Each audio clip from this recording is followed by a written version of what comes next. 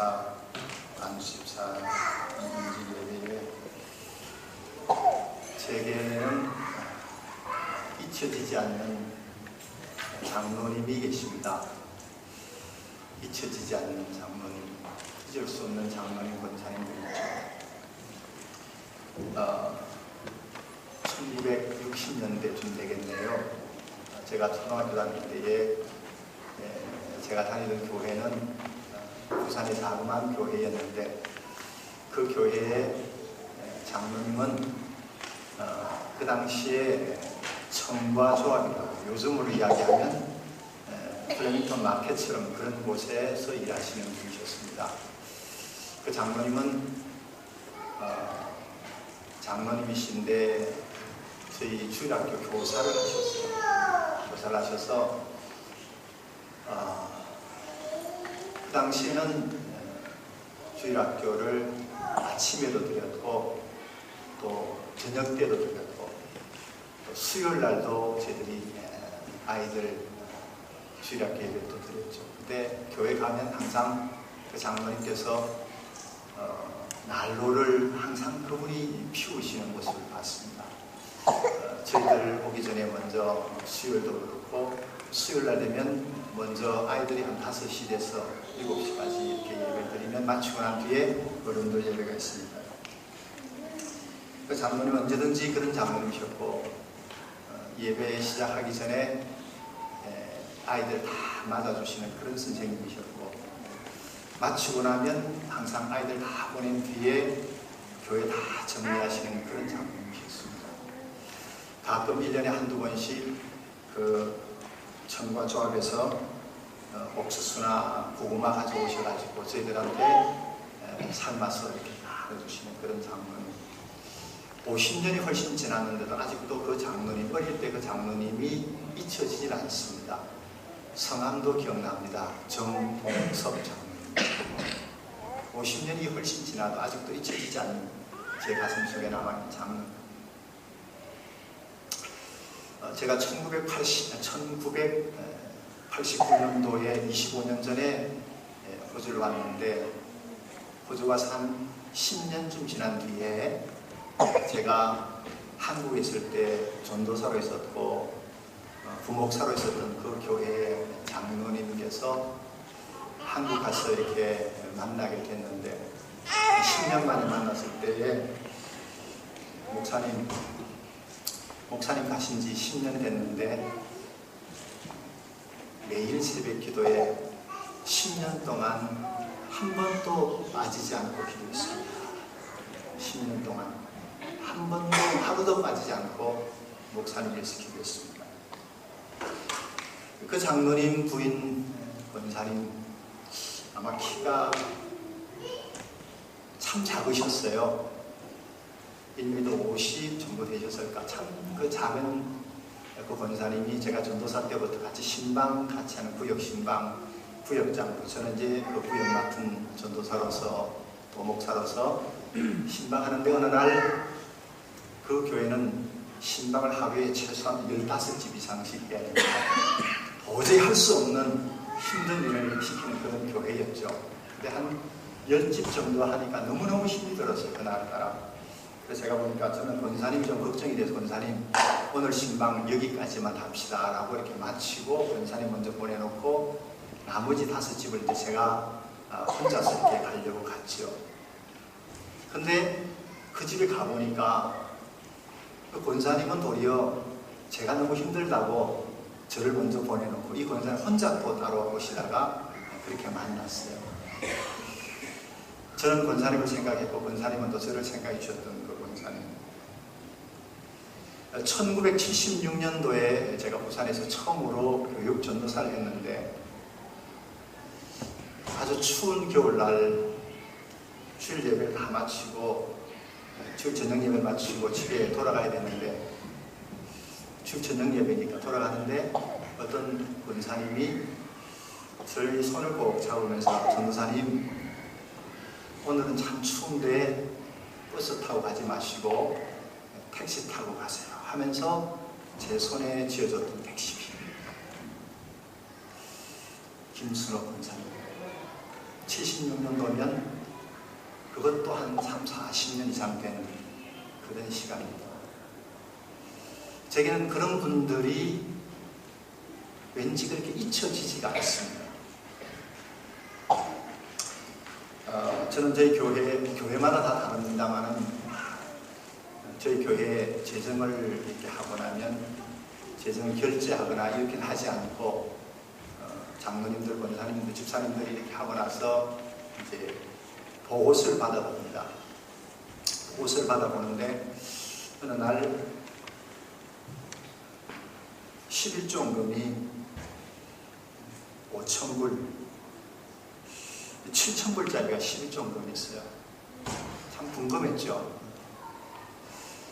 나중에 알고 보니까 벌써 한 10년 전 일인데 처음으로 집을 사기 위해서 그동안 돈을 모아서 50만 불의 10%, 5만 불을 데포짓하기 위해서 5만 불을 모았는데 그 5만 불을 데포짓하기 전에 그 중에 열에 하나 5,000불을 빼서 하나님 앞에 11조를 하죠. 작년에 11조가 15,000불이 하셨어요. 목사는 참 이상하게 너무 헌금을 안 해도 걱정을 하고 헌금을 좀 해도 걱정이 되는 참 묘한 그런 15,000불의 11조를 보면은 제가 언뜻 계산이 되잖아요. 갑자기 어디서 15만 불을 벌었을까 하는 생각이 듭니다. 몇 주를 그냥 지나간 뒤에 나중에 제가 짐작을 하며 아마 그게 맞는 것 같았습니다. 그분이 넉넉한 분도 아닌데 한 10년 전에 집을 사서 대부분 론이죠. 그걸 팔고 새로운 집을 옮겨갔는데 그 옛날에 샀던 그때보다 10년 전에 팔고 다시 이 집을 넣었는데 이 집 때문에 다 팔고 싶어라 론이지만 이 집을 옛날 10년 전에 샀을 때보다 지금 팔 때 그 차액이 15만 불이라서 하나님 앞에 11조로 또 15,000불 드렸다는 거예요. 제가 돈 이야기 하는 게 아니라 목사로 쭉 살면서 교인들과 함께 살다 보면 교인들이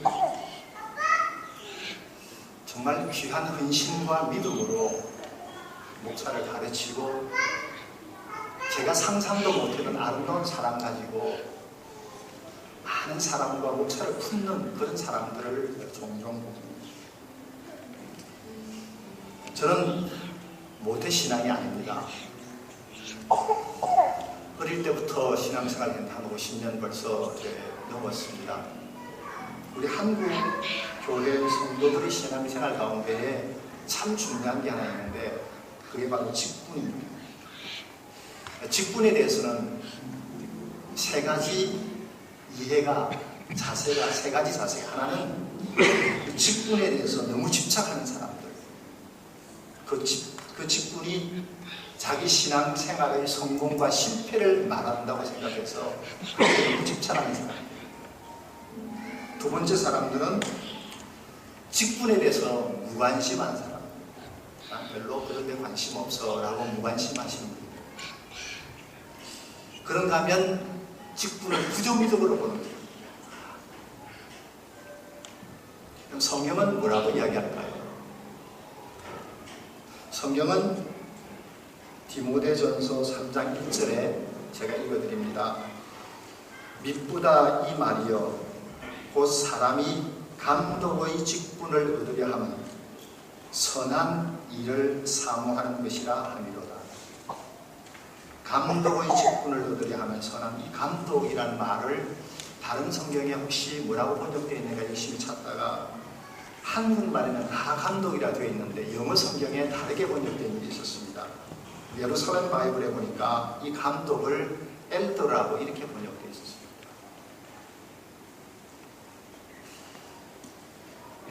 그런 직분을 얻으려 하는 것은 선한 일을 사모하는 것입니다. NIV 성경에 선한 일을 사모한다는 것을 노블 타스크라고 해서 고상한 일입니다. 교회 직분을 사모하는 것은 결코 추한 것 아니고 결코 유치한 것이 아니고 교회 직분을 사모하는 것은 아름다운 일이고 고상한 일이라고, 괴상한 일이 아니라 고상한 일이라고 성경은 분명히 말해줍니다. 우리 주변에는 가끔 직분에 합당한 역할을 하지 못해서 영광을 가리우는 경우들이 있죠. 성경은 분명히 교회에 그냥 다니기보다는 이런저런 직분을 사모하고 그 일을 감당하는 것이 좋다고 성경이 분명히 말하고 있습니다. 그런데 왜 어떤 사람들은 직분 때문에, 그것 때문에 직분을 가지고 하나님께 영광을 돌리지 못하고 욕을 먹게 하는가? 직분에 대한 이해가 잘못되어 있기 때문입니다.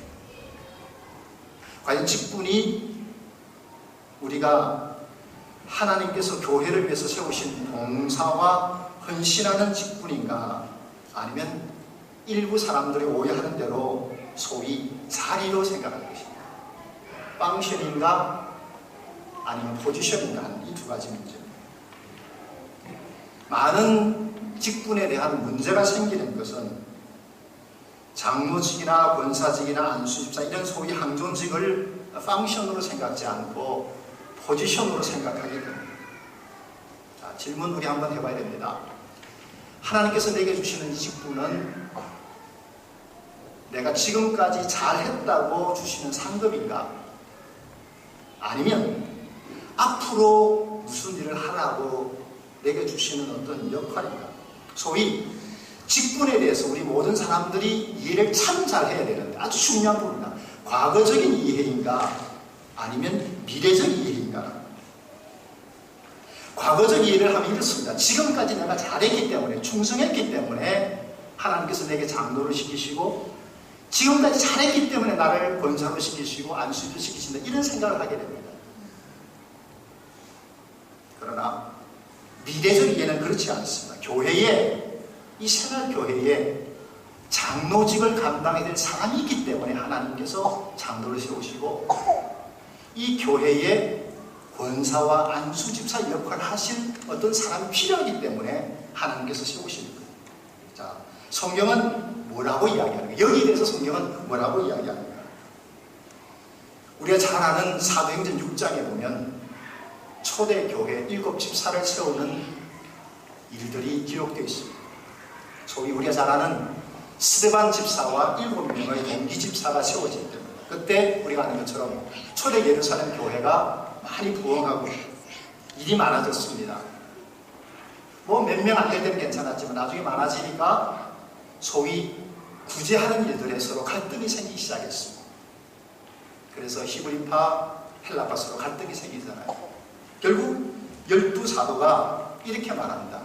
우리가 하나님의 말씀을 제쳐놓고 우리가 접대하고 봉사를 일삼는 것이 마땅치 아니하니까 우리는 말씀과 기도에 전무하기 위해서 행정과 봉사를 감당하기 위해서 교회 직분자들을 세우기 시작했는데, 그게 바로 첫 번 교회 직분자를 세우는 일이었습니다.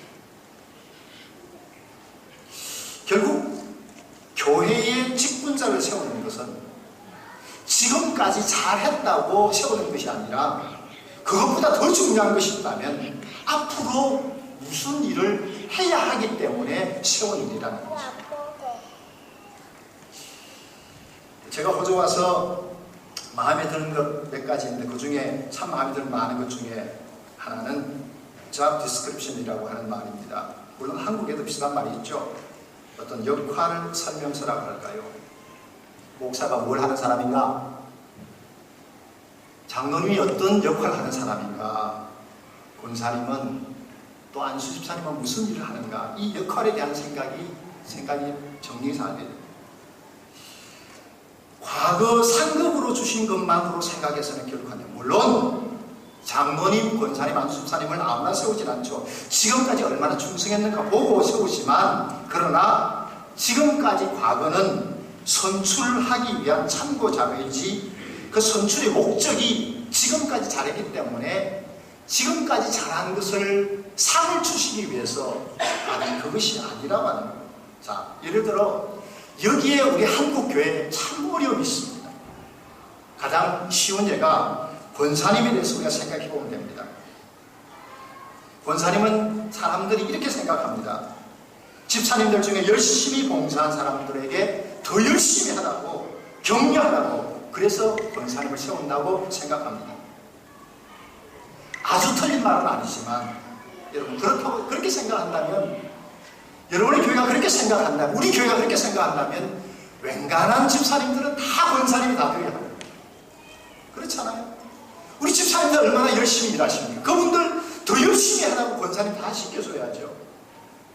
그런데 실제는 그렇지 않지 않습니까? 그러니까 섭섭한 사람들이 나오죠. 섭섭한 집사님들이 나옵니다. 왜 누구는 열심히 일했는데 나는 열심히 안 했는가? 이 교회도 모르겠습니다. 30명의 집사님 가운데 3명의 권사님 10분의 1밖에 안 되는 거죠. 제가 그냥 이렇게 해보는 겁니다. 여러분 집사님의 직무와 권사님의 직무가 아주 다릅니다. 제가 공부한 장로신학대학 통합측 예수교 장로 예장 통합측 거기에는 헌법에 이렇게 나와 있습니다.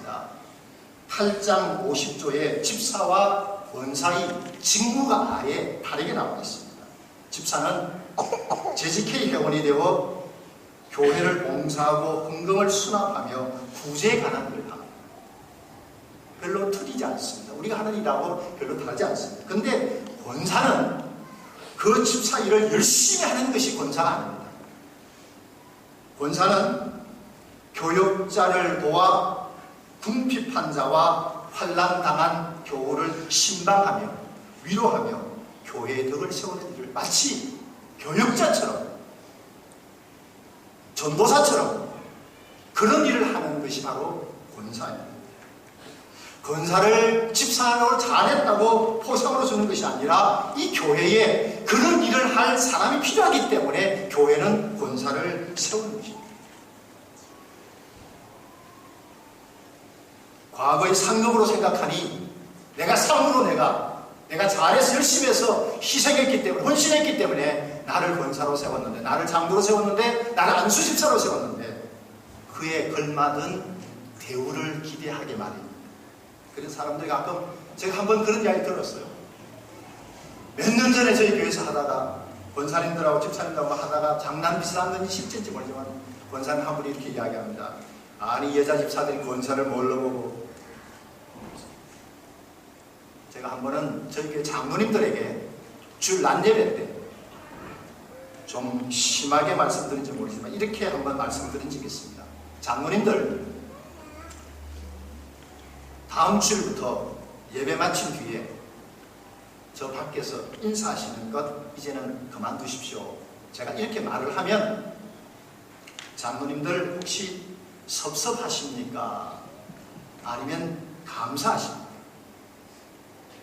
만일 제가 그런 말을 했을 때 감사한 마음이 드시면 지금까지 예배 후에 교인들이 나갈 때 교인들에게 인사하는 것이 교인을 섬기며 봉사하는 것이지만 봉사하는 그래서 목사님 지금까지 수고한 것 이제는 수고하지 않아도 된다니까 감사합니다 이렇게 이야기하겠지만 혹시 섭섭한 마음이 드신다면 지금까지 그 자리에서 교인들을 섬기며 봉사한 것이 아니라 내가 장로님인데 라고 하는 그런 마음 가지고 그 자리에 섰던 거죠. 여러분 우리는 한번 생각해봐요. 진지하게 생각해봐야 합니다.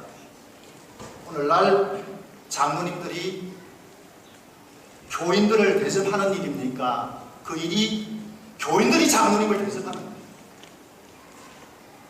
저희 교회 장로님들 너무 좋으신 분이고 순하신 분이고 저와 함께 마음을 다 나누기 때문에 제가 그런 이야기도 감히 들을 수 있습니다.